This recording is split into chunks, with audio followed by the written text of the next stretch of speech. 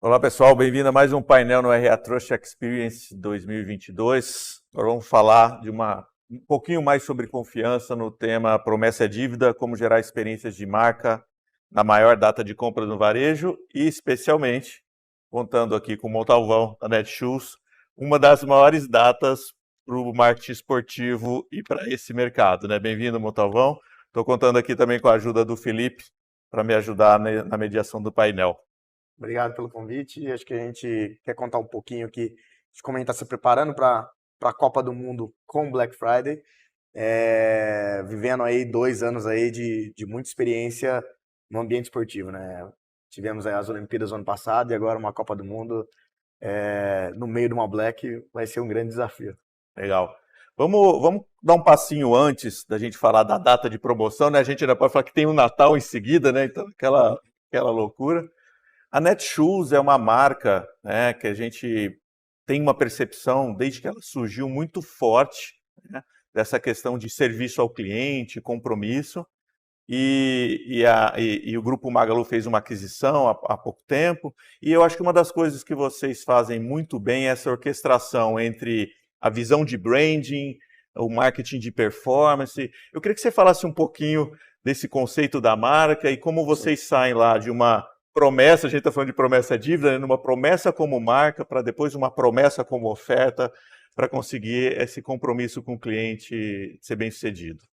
Olha, eu acho que a gente tem hoje, a gente montou uma estrutura hoje que a gente encaixou por gerências algumas áreas de atuação. Então a gente tem uma gerência hoje que cuida da parte promocional e CRM, que a gente entende da parte de cluster e do consumidor.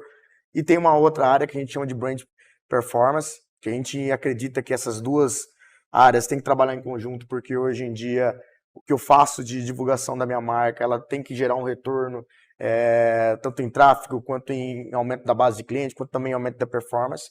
E por trás disso, a gente tem todo um trabalho do nosso time de saque, de atendimento ao cliente, para de fato a gente entregar aquilo que a gente está falando na televisão ou está falando no meio de comunicação. Nosso principal papel nesses últimos 2 anos, agora que a gente entrou na operação da Netshoes, então em 2019 o Grupo Magazine Luiza fez a aquisição do Grupo Netshoes.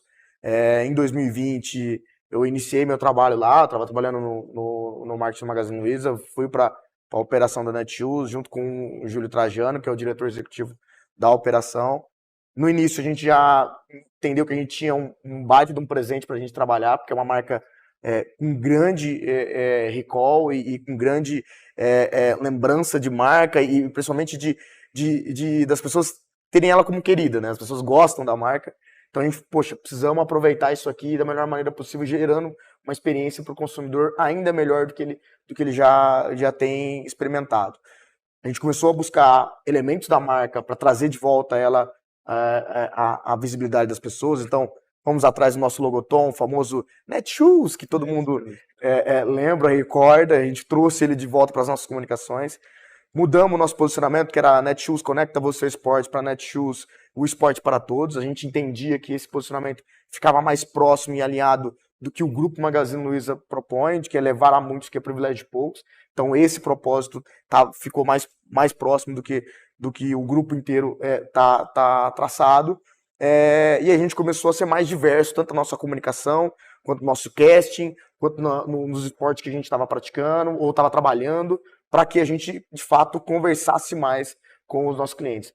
E, em contrapartida, a gente teve que também melhorar nossa experiência, nosso atendimento com o consumidor, melhorando a nossa entrega, utilizando o braço logístico do Magazine Luiza para dar uma melhor eficiência e principalmente um melhor retorno para esse cliente. Acho que é um pouco um breve aí Ah, legal. desse início aí. Felipe. Montalvão, e acho que isso, todo esse reposicionamento, né, estar mais dentro até da mensagem do Magalu, tendo uma marca forte até antes de entrar, né, a Magalu, acho que a gente nem precisa falar aqui para o público que já era uma marca forte, a Netshoes também, estar mais próximo da mensagem, pô, acho que está claro aí para todo mundo. Isso vocês investem muito em branding, né? Acho que a sua camisa aí mostra, né? Eu acompanho muito o futebol, mas a gente vê em vários outros esportes, até por causa desse reposicionamento, a marca de vocês estampada. E investir em brand, né? A gente está falando de aquisição, falando de brand, gera muito tráfego orgânico, né? A gente estava conversando aqui nos bastidores, e por ser uma marca querida também, eu acho que isso mostra que vocês têm fãs, né? Fãs da marca de vocês, que entra lá para comprar não só uma camiseta de um clube, camiseta da seleção, do clube que torce, enfim, um suplemento, um artigo esportivo, mas ele vai lá e compra várias vezes, ele defende a marca de vocês. Como que vocês medem isso no dia a dia de vocês, não trabalhando só com aquisição de novos clientes, e sim com a retenção, com criadores de fãs da marca de vocês? É só brand mesmo? Como que é isso no dia a dia? Eu acho que, como eu citei aqui, a gente de fato tem um presente na mão, que é trabalhar com a marca do tamanho que é a Netshoes, né? Quando a gente olha assim, entre os top 10 e-commerce de maior volume de visita hoje no Brasil, a Netshoes está entre esses top 10 e sendo a única marca varejista do segmento esportivo, né? Ela foi uma marca que começou lá em 2000 e fazendo um trabalho muito forte de awareness, de marca, indo para televisão, fazendo muita mídia de massa. Depois foi para a parte esportiva, patrocinando os principais clubes do Brasil. Acho que o último título do Santos que a gente viu aí foi com o Neymar, campeão da Libertadores. Tinha um patrocínio da Netshoes. E depois ela teve um hiato aí até a retomada agora com a aquisição do Grupo Magalu. E a gente está tentando trazer de novo essa exposição de marca, então a gente vai estar nos intervalos da Sport TV durante a Copa do Mundo, mostrando a nossa marca lá. A gente é um dos patrocinadores junto com o Grupo Magalu, que vai estar na Rede Globo. O ano passado a gente entrou na Sport TV também no período das Olimpíadas, que a gente entendia que era um momento de grande visibilidade do esporte, de grande visibilidade também para a nossa marca. E aí a gente coloca algumas métricas para a gente ver se de fato isso está gerando um retorno, tanto de trazer novos clientes como de manutenção de novos clientes. Então a gente olha volume de busca pela marca, principalmente nas plataformas de busca. Então a gente entende que hoje é uma maneira mais real time de eu entender esse sentimento do consumidor, se de fato ele está procurando, ele está sendo impactado pelas nossas campanhas. Isso facilita a gente entender, poxa, que direcionamento nós vamos para a nossa comunicação. Então, em agosto, por exemplo, que foi o período das Olimpíadas, em que a gente estava na Sport TV, foi pela primeira vez a Netshoes ficou em terceiro lugar no volume de busca de marcas pelo Google, que foi para nós um resultado fantástico. Então, sendo que as duas primeiras marcas são marcas internacionais e marcas relacionadas a produto, como Nike e Adidas. Então foi um feito significativo para nós. A gente também olha a nossa base de consumidores, então como está a nossa base ativa, principalmente já está aumentando, se a gente está tendo um aumento dos clientes que estão retornando a fazer compra conosco. Isso tem muito a ver com a questão da experiência, não apenas eu ter uma comunicação muito boa, mas se eu não gerar uma experiência para o cliente. Então a gente tem hoje os benefícios como a primeira troca grátis para o primeiro pedido do consumidor, e a Netshoes ajudou muito essa entrada do consumidor para comprar tênis, vestuário. A gente viu que na pandemia isso também explodiu, aumentou ainda mais nossa base. A gente tem um market share hoje significativo, a gente é o líder na venda de calçados online, líder na venda de camisetas de time de futebol, muito por conta desse histórico, e isso fez com que essa base entendesse e conseguisse ter a felicidade de comprar online de maneira rápida e simples. Então, como eu estava comentando com você até antes aqui, na hora que você define um tênis que você gostou de uma marca e você comprou online e ele serviu para você, é muito prático, e na próxima vez você ir lá e comprar o tênis daquela marca ou daquele tamanho que você viu, porque você entendeu que ele já funciona. Você não precisa ir testar ele de novo, porque já sabe o seu tamanho, já sabe o número e tal. Então isso facilita muito. Então tem que estar atrelado a marca, a campanha para você continuar sendo líder no mercado, mas também tem que ter uma experiência positiva. Acho que a gente está entre os top 10, não é só marca, tem muito a ver a experiência que o consumidor teve de comprar conosco, né? Acho que aqui tem um negócio bem legal que você falou. Você conseguiu fazer todo o caminho do branding lá para a entrega, a primeira compra grátis, né? Você até tinha me explicado. Primeira troca, desculpa, grátis. Não, primeira compra não. A primeira troca grátis, né? Porque às vezes a gente não sabe se você vai ter fit, né? Tá comprando uma marca específica, aí você tem medo de não servir e tal. Apesar do arrependimento, lá, apesar dos 7 dias e tal, acho que isso encoraja.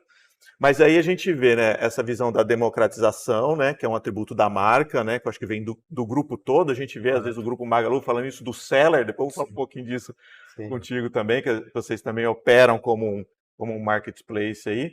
Mas esse é o caso. Como que é feito esse tipo de decisão dentro da Netshoes? Então, vocês, no marketing, entendem que isso é um atrito, quer dizer, aquilo pode fazer com que o consumidor não converta a compra, e falam, poxa, seria muito legal ter a primeira troca aqui grátis, né?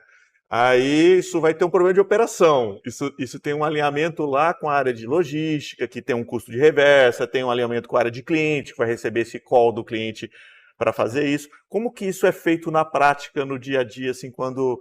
Depois eu vou perguntar também o contrário, quando os problemas começam a acontecer, como é que isso faz vocês mudarem as estratégias de marketing, às vezes, que podem não estar funcionando?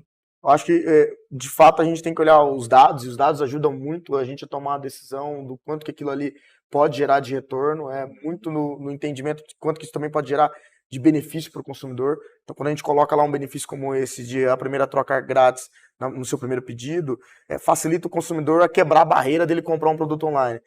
Como eu falei, a gente hoje é líder de market share na venda desses principais itens e ajuda esse consumidor a fazer essa primeira experimentação de uma marca, de um tênis ou de uma roupa que ele está querendo entender se aquilo ali vai funcionar para ele.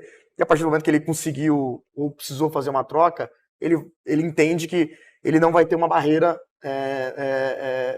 de problema. Poxa, eu vou comprar um produto, depois não tenho como ficar com esse produto aqui porque não me serviu, vou ter que ficar com ele aqui.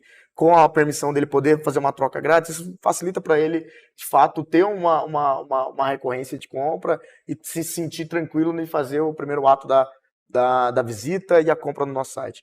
Acho que aí, com isso, a gente amarra toda a operação logística, de fato, tem um custo operacional e uma gestão sobre isso, mas os benefícios que isso gera na aquisição de cliente, na retenção de consumidor, é maior do que o que a gente tem de fato. Então, isso, quando a gente coloca nos dados, em balanço, permite a gente fazer essa operação, porque de fato ela gera um benefício para o consumidor. Então, é como se fosse uma publicidade para aquele consumidor. Estou gerando uma experiência melhor para ele.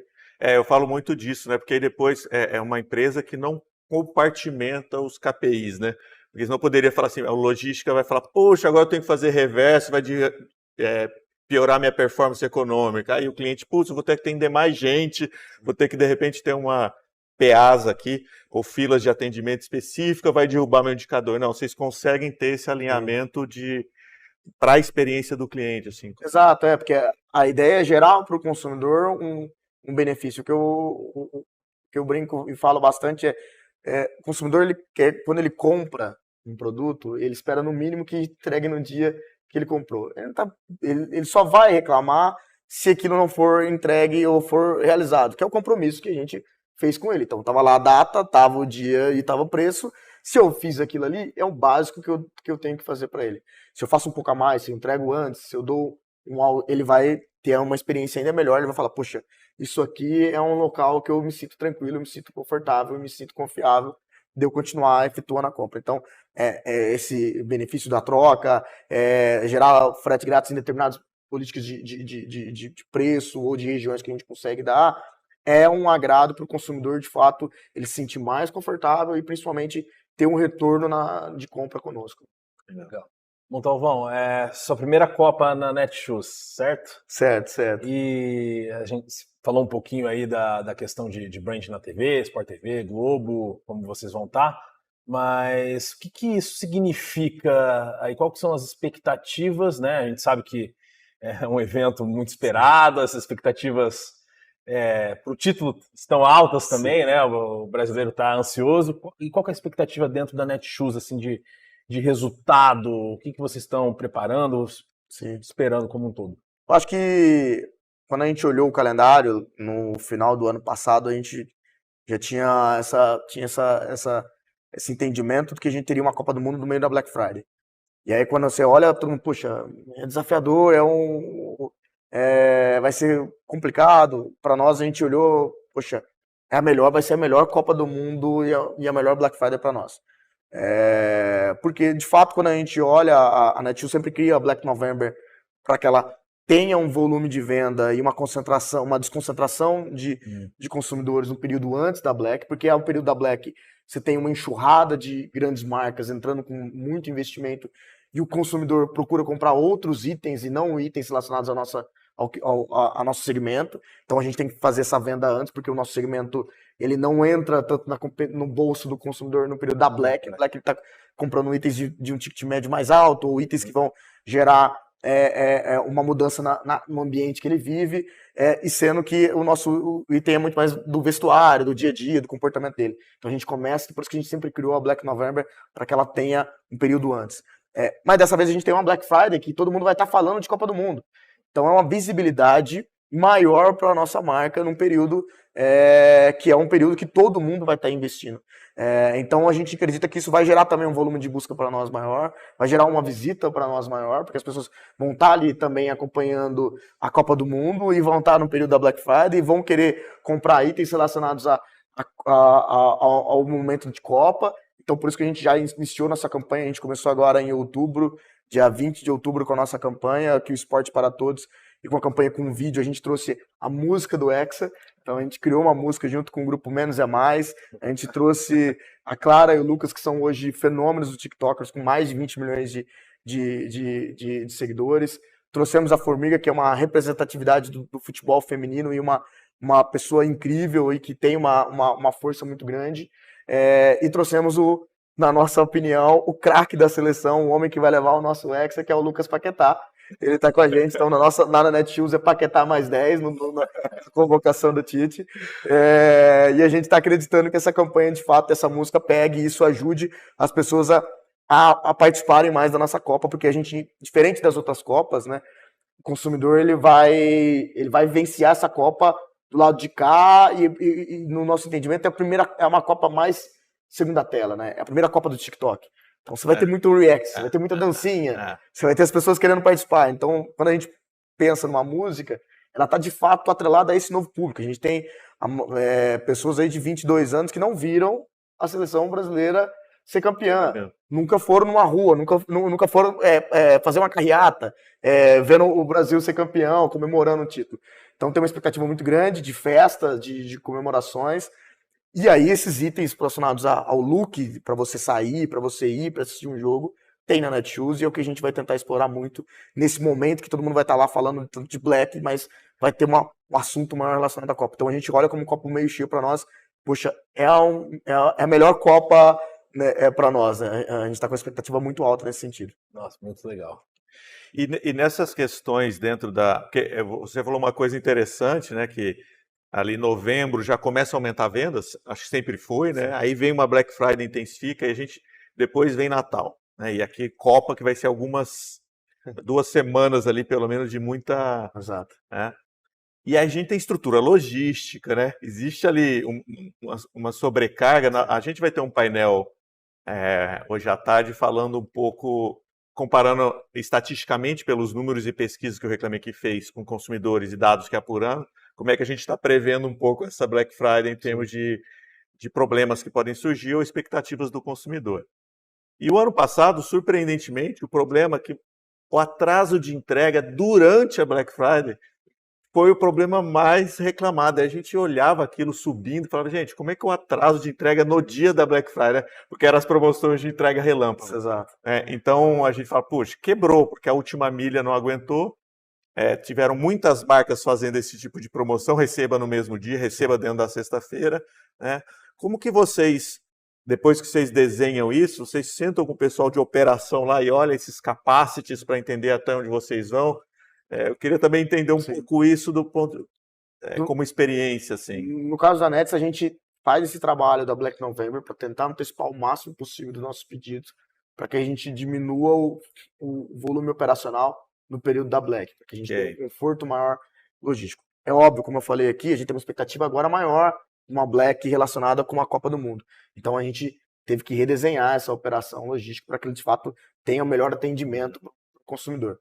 Tem grandes dificuldades ali relacionadas ao período de Black, porque você tem ali uma Black acontecendo iniciando, né, na quinta-feira, com o Jogo do Brasil às 16 horas, em que todo mundo se antecipava, fazia sua Black praticamente na quinta. Black já não era mais Friday, ela já acontecia já na quinta. E você tem um grande volume das entregas que acabam também não acontecendo no meio da semana, que aconteceriam também numa segunda-feira. E na segunda-feira a gente também tem um outro jogo do Brasil às 11 horas da manhã. Então imagine você tendo que fazer uma entrega para o consumidor às 11 horas da manhã, ele está assistindo o jogo e chegou no entregador. Esse é um dos pontos, por exemplo, né? Isso eu acho que a gente vai ter que ter um trabalho ali, de fato, que a gente tem iniciado já e discutido muito, de melhorar a experiência do nosso operador logístico e principalmente do nosso time que vai estar no centro de distribuição, para que eles possam também assistir os jogos e também possam depois voltar ao trabalho, para que a gente não atrapalhe ou gere uma má experiência para o consumidor. Acho que a gente tem que, de fato, gerar um compromisso e colocar a data específica que a gente vai fazer aquela entrega. Prometer e não cumprir é uma dor maior do que você estender o seu prazo de entrega para o consumidor. Acho que se falar com a verdade com ele é mais justo e mais responsável. Então, acho que isso é o que a gente vai tentar fazer sempre na nossa operação. Legal, você vê como o marketing, né, tá aqui e tá colado na experiência, né, e a experiência, a entrega, principalmente para venda online. Você quer perguntar alguma coisa? Sim, você citou na última pergunta que eu fiz, Montalvão, da questão da Copa de duas telas, né? Acho que o TikTok, a gente falou várias pessoas, né, da questão da experimentação dos influenciadores, né? Vocês trouxeram dois para fazer a campanha, junto com o Grupo Menos é Mais, com a Formiga, né, que, se eu não me engano, é a atleta brasileira que mais disputou Copas na história, né, fenômeno, Paquetá também, craque de bola, mas cada vez mais as marcas usam, né, a experimentação, o TikTok, né, fenômeno disso. Como que vocês usam esses micro-influenciadores? A gente falou muito disso aí no primeiro dia, vamos falar mais hoje. A Netshoes trabalha também dessa forma, né? Eu sei que o Grupo Magalu como um todo, né? Aqui, o Jovem Nerd, enfim. Como que vocês trabalham com essa parte também? Como que funciona? Acho que de influencer a gente entende que hoje é um território extremamente importante para qualquer marca. Ele te ajuda a impulsionar a sua marca para determinado público ou para determinado segmento. Ele consegue ter uma facilidade, uma velocidade maior que talvez determinada mídia. E aí você tem tanto o TikTok, quanto o YouTube, quanto o Instagram, quanto o próprio Facebook, outras as plataformas como um todo, para você usar eles para que de fato você consiga chegar nesse público e levar sua mensagem de maneira mais clara e próxima do consumidor. A gente sempre trabalhou com grandes e micros influencers exatamente para nos trazerem informação e principalmente para trazer uma comunicação mais próxima desse consumidor. A gente trabalha desde um micro influencer a um grande influencer, porque ele que vai conseguir ajudar a gente a falar com vários assuntos. Então a gente tem hoje trabalhando conosco, a gente tem Peleja, que é um perfil que fala muito do futebol, fala muito sobre a questão do futebol como um todo e dos assuntos relacionados ao ambiente do futebol. Não especificamente dos resultados de time, mas muito ao ambiente do que envolve a torcida, do que é uma várzea, do que é o ambiente de futebol. A gente tem o Vá de Camisa, que é uma influencer super bacana que mostra para as mulheres que pode sair para a rua, para uma balada, para qualquer lugar, usando uma camisa de clube, que hoje tem várias camisas de clubes que são estilosas, que tem esse foco, né? Tem um foco de moda, então a gente procura também achar esses influencers para tentar trazer alguns assuntos. A gente tem um time de esportes para falar com a comunidade gamer, para falar com a comunidade jovem, né, que é o nosso time aqui, o Netshoes Miners, que traz também esse público para cá. Então a gente foi a primeira marca de esportes a colocar no nosso catálogo uma categoria de games, porque a gente entendia que o esportes é um esportes, então do mesmo jeito que a gente joga futebol, a gente joga basquete, a prática de um esportes hoje também é um item esportivo. Então a gente sempre tem trabalhado muito com influencers de micro a grandes, mas procurando atingir os segmentos ou um público que a gente queira falar. Incluindo tudo, né? Isso é o que você trouxe no começo, né? Pensar em todos os públicos e se comunicar com todos eles como eles querem ser atingidos. Não, sim. Perfeito. No dia de ontem, a gente teve dois temas ligados a essa questão de influência, né? seria os nano-influenciadores ou o cliente como mídia, né? A gente falou com o Daniel Maio da Lynx, né? Acho que no painel que a gente falou muito, ele também tem muita atuação em varejo físico e está buscando essa omnicanalidade. E o Santiago da Harma. E depois, na parte da tarde, a gente teve um painel sobre comunidades, né? Essa questão do community management. E a gente, dentro do Reclame Aqui, a gente tem uma solução de review também, mas a gente está se colocando esse desafio de como que o seu cliente pode ser o seu influencer na menor esfera que ele consegue, né? Então, aí eu fico imaginando essa questão de Copa do Mundo, se você comprou um produto X, marque isso, faça aquilo. No caso do varejo físico, a gente estava... até o Daniel trouxe eu dei um exemplo sobre quantos looks são montados num provador de roupa por dia dentro de um varejista. E ele citou um de maquiagem.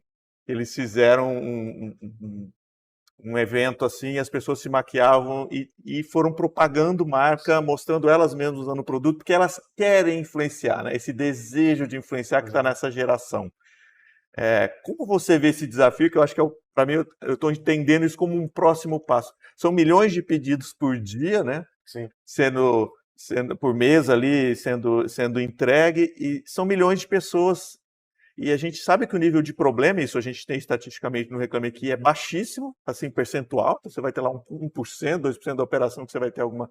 E as pessoas estão ali que poderiam... Estão falando para um, para outro, mas às vezes se elas estiverem estimuladas, se elas entrarem dentro de uma onda ali...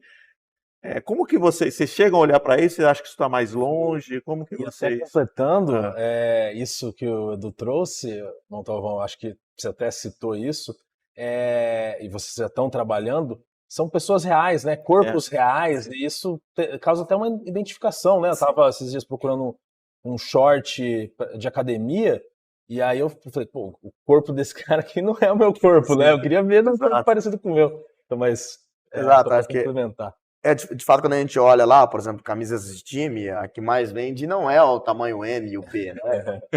A camisa é um torcedor. Quem compra a camisa de um time de futebol é o torcedor, que ele quer assistir, que ele quer tomar a cerveja dele, ele quer estar ali no ambiente, na família dele para assistir, torcer para o time ou ir para o estádio. Então, ou seja, é para esse público que eu preciso comunicar, é para esse público que eu preciso conversar, é para esse público que eu preciso mostrar, de fato, o meu portfólio. Quando a gente fala de fato de clientes, hoje a gente tem visto mais esse cliente sendo um influencer, e aí ele pode ser um influencer de maneira positiva ou negativa. A gente viu um crescimento significativo desse influencer como um todo nas redes sociais, criticando ou cobrando de determinadas empresas, de várias empresas, uma melhora no atendimento, e isso gerou também um trabalho maior das nossas operações, como um todo, de todas as empresas, de como eu melhoro o atendimento desse consumidor. Então, você tem hoje uma área que acompanha o social listening, que está ali acompanhando, monitorando o sentimento desse consumidor e do que ele está postando, do que ele está comentando. Isso gerou, de fato, uma nova operação para o marketing, que já está aí uns anos atrás, a gente não existia. E o quanto que ele pode mudar o comportamento de determinadas pessoas. Então, ele pode falar e pode atrapalhar a sua comunicação. Então, poxa, toda essa comunicação que a gente fez aqui com o Hexa e tal, se eu tiver um problema logístico e não entregar para o consumidor, daqui a pouco eu vou ter lá com a minha timeline lá nas redes sociais ou no Reclame Aqui, cheio de reclamações, e aí isso não vai surtir efeito para o consumidor. Na hora que ele, peraí, esse cara tá falando aqui uma campanha super bonita, tá legal, tá me convencendo a comprar, mas quando eu entro aqui não está acontecendo. Não tá acontecendo. Então, isso gera para a operação um cuidado muito grande, de que a gente tem que ter o menor tempo possível de resposta e resolução o mais rápido possível para esse consumidor, buscando para que ele não tenha essa percepção, para que ele mude essa percepção. Poxa, como você falou, o número de erros acontece, nenhuma empresa tem 100% de entregas assertivas. É o nosso tema hoje. Toda empresa tem problema. Então é como a gente melhorar essa experiência na resolução do problema para o consumidor. E quando você transforma essa resolução em algo positivo, ou seja, você vai lá, resolveu e ainda fez algo diferente para que esse consumidor, e ele, poxa, entendi que os caras tiveram um problema e resolveram o problema, ficou claro para ele que ali foi de boa fé e que faz sentido isso que ele me resolveu. Então a gente lida, por exemplo, um pouco diferente de varejo tradicional, a gente lida muito com paixão das pessoas.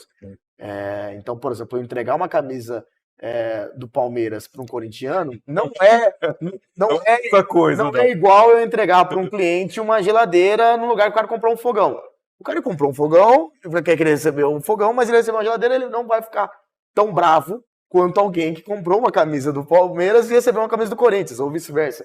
O sentimento dele na rede social e o sentimento dele talvez até mais latente do que um cara que fez uma troca, que fez um pedido indevido. Ele vai externalizar mais isso, ele vai para uma rede social, ele vai fazer para chamar, como você faz isso?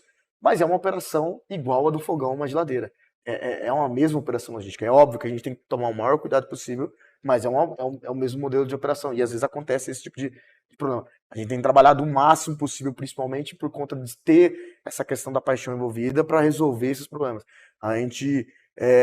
Hoje a gente melhorou muito a nossa operação de personalização. A gente acredita que hoje estamos com a melhor operação de personalização no Brasil. Exatamente, porque também ali gera um constrangimento do consumidor de ele receber uma camiseta que está com o nome de outra pessoa, o nome errado. Então, é um pouco diferente do cara receber uma cômoda ou uma televisão diferente do que ele comprou ou do que não está funcionando. Quando você recebe um item de time, de esporte, se você está querendo aquilo que você de fato quis, né? E assim, no lado positivo, de promoção da marca, porque hoje até o Rafael Kiss vai estar num painel também à tarde, falando, deixa o seu cliente falar da sua marca, que é muito... E esses todos que deram certo, eu falei porque a gente também tem uma ferramenta de review que coleta um review, que depois vai ser usado numa base de dados, que vai ser usado no e-commerce, ou que vai ser usado no site do Reclame Aqui.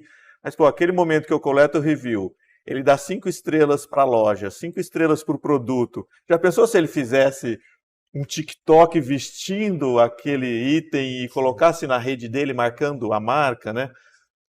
A gente está partindo para nossa solução para isso.